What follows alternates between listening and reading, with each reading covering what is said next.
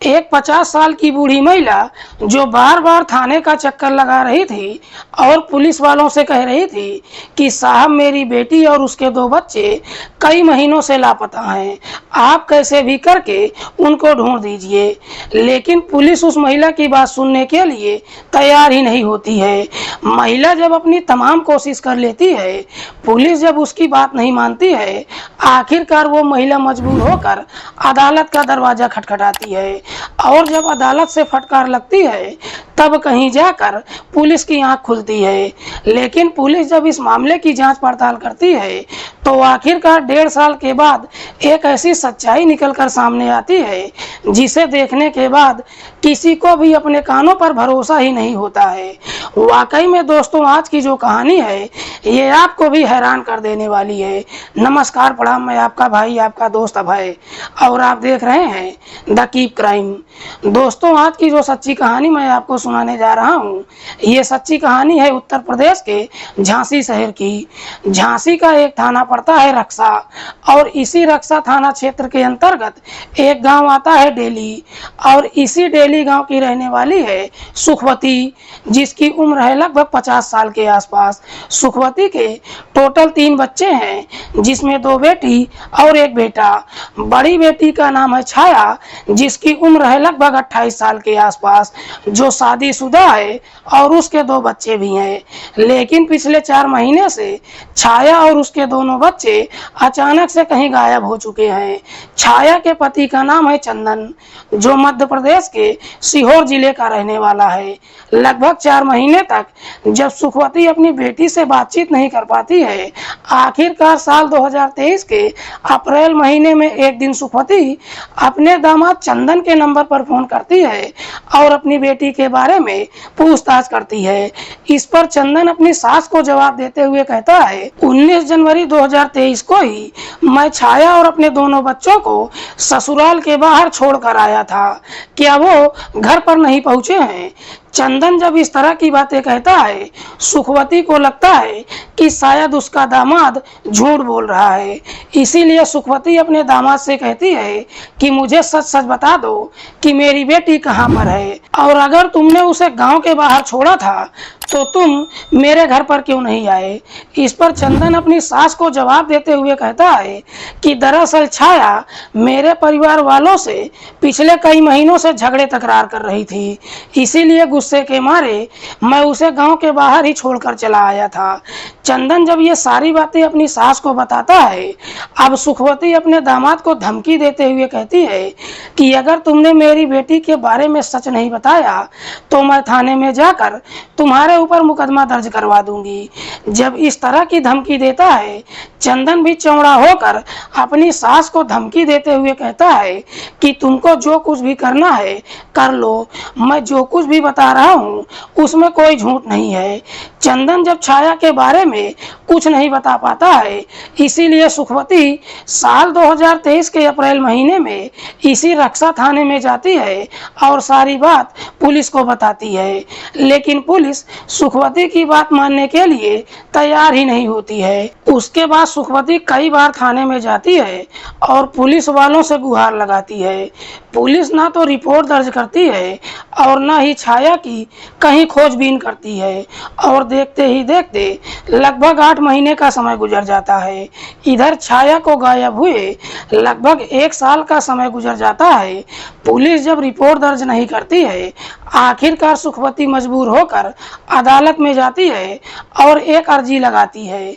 इधर जैसे ही अर्जी लगाती है, अदालत पुलिस को फटकार लगाते हुए कहती है कि जल्द से जल्द रिपोर्ट दर्ज ही नहीं किया जाए बल्कि इस मामले की जांच पड़ताल भी किया जाए। अदालत से जब फटकार लगाई जाती है तब कहीं जाकर 13 दिसंबर 2023 को रिपोर्ट दर्ज करती है। पुलिस जब रिपोर्ट दर्ज करती है उसके बाद पुलिस इस मामले की जांच पड़ताल करते हुए सबसे पहले चंदन के घर पर जाती है। लेकिन पुलिस जब चंदन के घर पर पहुंचती है तो मालूम चलता है कि चंदन का पूरा परिवार घर छोड़कर फरार हो चुका है। दरअसल सुखवती अपने दामाद के साथ साथ उसके दोनों भाइयों और मां के नाम पर भी मुकदमा दर्ज करवा दिया था। पुलिस को जब मालूम चलता है कि चंदन का पूरा परिवार घर छोड़कर फरार हो गया है, पुलिस को पूरा भरोसा हो जाता है कि शायद छाया और उसके दोनों बच्चे अब इस दुनिया में नहीं है, क्योंकि पिछले 1 साल में इन तीनों का कहीं कुछ पता नहीं चलता है और ना ही तीनों कहीं दिखाई देते हैं। इधर चंदन भी ये सोचकर परेशान होता है कि आखिरकार उसकी पत्नी और दोनों बच्चे कहाँ गायब हो गए हैं, क्योंकि चंदन भी अपनी सास से झूठ नहीं बोल रहा था। वाकई में 19 जनवरी 2023 को चंदन अपनी पत्नी और दोनों बच्चों को ससुराल के बाहर गांव में छोड़कर आया था। चंदन भी सोचने पर मजबूर हो जाता है कि आखिरकार उसकी पत्नी अपने घर ना जाकर बच्चों को लेकर कहां गायब हो गई है। चंदन को यह भी डर सताने लगता है कि कहीं ऐसा तो नहीं कि छाया और उसके दोनों बच्चे अब इस दुनिया में ना हो। इसीलिए पुलिस मध्य प्रदेश से वापस तो आ जाती है, लेकिन उसके बाद चंदन और उसके परिवार को ढूंढना शुरू कर देती है। इधर चंदन भी सोचता है कि अगर उसकी पत्नी और दोनों बच्चों की मौत हो गई होती तो उनकी डेड बॉडी जरूर मिलती। चंदन को लगता है कि शायद उसकी पत्नी और बच्चे अभी जिंदा हैं। इसीलिए चंदन के जितने भी जानने वाले होते हैं सबसे कहता है कि अगर मेरी पत्नी और बच्चों के बारे में आपको कहीं कुछ मालूम चले तो मुझे जरूर बताइए। लेकिन जैसे ही 4 महीने का और समय गुजरता है, आखिरकार 14 मार्च 2024 को चंदन के व्हाट्सएप पर एक वीडियो आता है। चंदन जब उस वीडियो को देखता है, वो वीडियो किसी स्कूल के बच्चों का था जिसमें कई सारे बच्चे प्रोग्राम कर रहे थे। चंदन जब उस वीडियो को ध्यान से देखता है तो उस वीडियो में चंदन के दोनों बच्चे भी दिखाई देते हैं। चंदन जब अपने दोनों बच्चों को जिंदा देखता है तो देखकर बेहद ही खुश होता है और फिर 15 अप्रैल 2024 को चंदन झांसी के रक्षा थाने में जाता है और उस वीडियो को पुलिस को दिखाता है। पुलिस जब उस वीडियो को देखती है तो छाया के दोनों बच्चों को देखकर एकदम से चौंक जाती है। दरअसल वो वीडियो मध्य प्रदेश के करेरा इलाके के एक स्कूल का था। पुलिस उस स्कूल का डिटेल निकालती है। उसके बाद पुलिस अपनी टीम के साथ मध्य प्रदेश के उस स्कूल में जाती है और छाया के दोनों बच्चों के बारे में पूछताछ करती है, जहां से पुलिस को दोनों बच्चों का एड्रेस मिल जाता है। पुलिस जब उस एड्रेस पर पहुंचती है तो देखती है कि वहां पर छाया के साथ उसके दोनों बच्चे भी मौजूद हैं, लेकिन छाया की गोद में एक और भी 3 महीने का बच्चा खेल रहा था। पुलिस जब इन चारों को देखती है, चारों को अपनी हिरासत में लेकर झांसी आ जाती है। साथ ही साथ छाया की मां को भी थाने में बुलाती है। इधर छाया की मां छाया और उसके दोनों बच्चों को जब देखती है तो देखकर बेहद ही खुश होती है।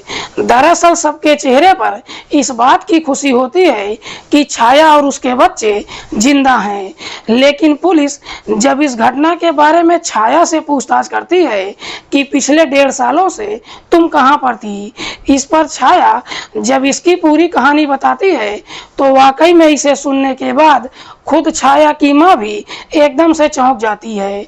दरअसल इस कहानी की शुरुआत होती है इस घटना से ठीक लगभग 8 साल पहले। छाया जो बेहद ही गरीब परिवार से तो है, लेकिन दिखने में बेहद ही खूबसूरत है। छाया जब जवानी की दहलीज पर कदम रखती है, सुखवती अपनी बेटी की शादी मध्य प्रदेश के सीहोर जिले में रहने वाले चंदन से कर देती है। चंदन जब छाया से शादी कर अपने घर लेकर जाता है, खूबसूरत पत्नी पाकर बेहद ही खुश होता है। छाया भी अपनी ससुराल में जाकर बेहद ही खुश होती है। समय बेहतर तरीके से गुजरने लगता है। लगभग 7 सालों का समय गुजर जाता है। इन 7 सालों में छाया 2 बच्चों की मां भी बन जाती है। इधर मध्य प्रदेश के करेरा का रहने वाला मुकेश साहू, जो सिर्फ शादीशुदा ही नहीं था बल्कि उसका भी 3 महीने का एक बच्चा है, लेकिन जैसे ही साल 2020 आता है, कोरोना की बीमारी आ जाती है और इसी बीमारी की वजह से मुकेश की पत्नी की मौत हो जाती है। उसके बाद मुकेश अपने बच्चों को अपने परिवार वालों के हवाले कर देता है और एक नौकरी की तलाश में झांसी आ जाता है और सुखवती के घर में किराए का एक कमरा लेकर ठेले पर सब्जियां बेचने का काम शुरू कर देता है। इसी दौरान छाया जब अपने मायके आती है और मुकेश जब पहली बार छाया को देखता है, छाया की खूबसूरती देखकर उसे पसंद कर लेता है। हालांकि मुकेश को ये मालूम होता है कि छाया न सिर्फ शादीशुदा है बल्कि उसके 2 बच्चे भी हैं, लेकिन बावजूद इसके मुकेश अपने आप को रोक नहीं पाता है। मुकेश जब छाया से बातचीत करता है तो छाया को भी समझने में देर नहीं लगती है कि मुकेश उसको पसंद करने लगा है। इसीलिए छाया जब मुकेश से बातचीत करती है, मुकेश अपनी पूरी कहानी छाया को सुनाता है। जब अपनी पूरी कहानी छाया को सुनाता, छाया भी इस प्रकार से इमोशनल हो जाती है कि अब वो भी मुकेश को पसंद कर लेती है और आखिरकार छाया और मुकेश के बीच में प्रेम प्रसंग शुरू हो जाता है।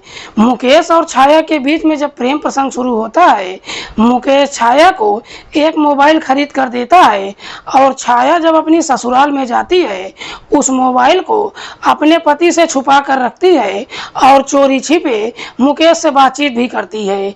ये सिलसिला पिछले कई महीनों से चल रहा था, लेकिन एक दिन रात के समय छाया जब मुकेश से बातचीत कर रही थी, बातचीत के दौरान ही उसका पति सब कुछ सुन लेता है। उस वक्त तो चंदन छाया से कुछ नहीं बोलता है, लेकिन अगली सुबह इस बारे में अपनी पत्नी से पूछताछ करता है। इधर छाया को जब मालूम चलता है कि सारी सच्चाई उसके पति को मालूम चल चुका है, ये जानकर वो एकदम से चौंक जाती है। चंदन अपनी पत्नी को समझाते हुए कहता है कि जो कुछ भी हुआ है उसे भूल जाओ, मैं तुमको माफ कर देता हूँ। लेकिन तब तक काफी देर हो चुकी थी। दरअसल छाया अपने पति को जवाब देते हुए कहती है कि मैं मुकेश को नहीं भूल सकती हूँ और न ही उसके बगैर जिंदा रह सकती हूँ। जब इस तरह का जवाब देती है, चंदन ये सारी सच्चाई अपने परिवार वालों को भी बताता है। चंदन का पूरा परिवार भी छाया को काफी समझाने की कोशिश करता है, लेकिन छाया किसी की बात मानने के लिए तैयार ही नहीं होती है और फिर इसी बात को लेकर छाया और उसके पति के बीच में झगड़े तकरार शुरू हो जाता है। चंदन जब अपनी तमाम कोशिश कर लेता है, छाया जब उसकी बात नहीं मानती है, आखिरकार गुस्से में आकर 19 जनवरी 2023 को अपनी पत्नी और दोनों बच्चों को लेकर ससुराल के लिए निकलता है और गांव के बाहर ही दोनों को छोड़कर वापस चला जाता है। दरअसल चंदन ना तो इस बारे में अपनी ससुराल वालों को कुछ बताता है और ना ही गुस्से में अपनी ससुराल जाता है। चंदन तो वहां से वापस चला जाता है, लेकिन छाया को अब ये समझ में नहीं आता है कि वो कहाँ जाए, क्योंकि वो अपनी ससुराल में मुंह दिखाने लायक नहीं थी और अपने मायके भी नहीं जा सकती थी। इसीलिए गांव के बाहर ही छाया मुकेश के नंबर पर फोन करती है और उसको अपने पास बुलाती है। मुकेश जब वहां पर पहुंचता है, छाया उससे कहती है कि मुझे अभी के अभी यहाँ से कहीं दूर लेकर चलो, हम दोनों शादी कर लेंगे और एक साथ ही रहेंगे।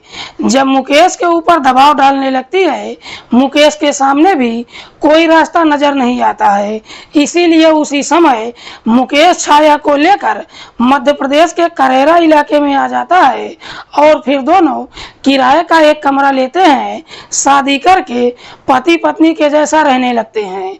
लेकिन छाया जब मुकेश के साथ रहने लगती है, अपना पुराना मोबाइल नंबर भी बंद कर देती है। हालांकि छाया जब अपनी ससुराल में होती है, हफ्ते में एक बार अपनी माँ से जरूर बातचीत करती है। लेकिन जब 4 महीने का समय गुजर जाता है, छाया जब अपनी माँ से बातचीत नहीं करती है, तब उसकी माँ को चिंता सताने लगती है सुखवती जब अपनी बेटी के नंबर पर फ़ोन करती है तो छाया का नंबर भी स्विच ऑफ बताने लगता है।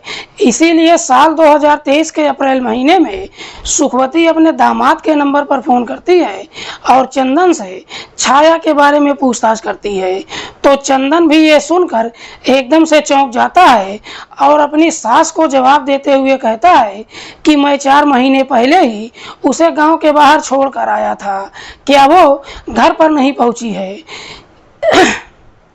इधर छाया जब मुकेश से शादी करके रहने लगती है, मुकेश से भी उसको एक बेटा हो जाता है। लेकिन छाया अपने इलाके के स्कूल में अपने दोनों बच्चों का दाखिला करा देती है और उसी स्कूल में जब एक फंक्शन होता है कोई उसका वीडियो बना लेता है और उसी वीडियो में छाया के दोनों बच्चे भी नजर आ जाते हैं और ये वीडियो चंदन तक भी पहुंच जाता है। वाकई में छाया जब ये पूरी कहानी पुलिस को बताती है, खासकर इसकी असलियत जब उसकी मां सुखवती को मालूम चलता है, सुखवती को भरोसा ही नहीं होता है कि उसकी बेटी इस हद तक अपने कदम को बढ़ा चुकी थी। दरअसल सुखवती ये मानकर चल रही थी कि उसकी बेटी और दोनों बच्चे अब इस दुनिया में नहीं हैं। छाया की पूरी कहानी सुनने के बाद पुलिस मुकेश को भी गिरफ्तार कर लेती है। उसके बाद पुलिस छाया और मुकेश को जब अदालत में पेश करती है, छाया चीख चीख कर अदालत में कहती है कि मुझे अपनी ससुराल नहीं जाना है। दरअसल मैं मुकेश के साथ ही अपना जीवन व्यतीत करना चाहती हूँ, इसीलिए अदालत छाया और उसके बच्चों को नारी निकेतन भेज देती है और मुकेश को जेल भेज देती है। अब देखने वाली बात यह है कि जब ये लोग वहां से निकलते हैं, छाया अपनी ससुराल में जाती है या फिर मुकेश के साथ ही अपना जीवन व्यतीत करेगी। दोस्तों, इस पूरी घटना के बारे में आप क्या सोचते हैं? आप अपनी राय कमेंट बॉक्स में हमको ज़रूर दीजिएगा।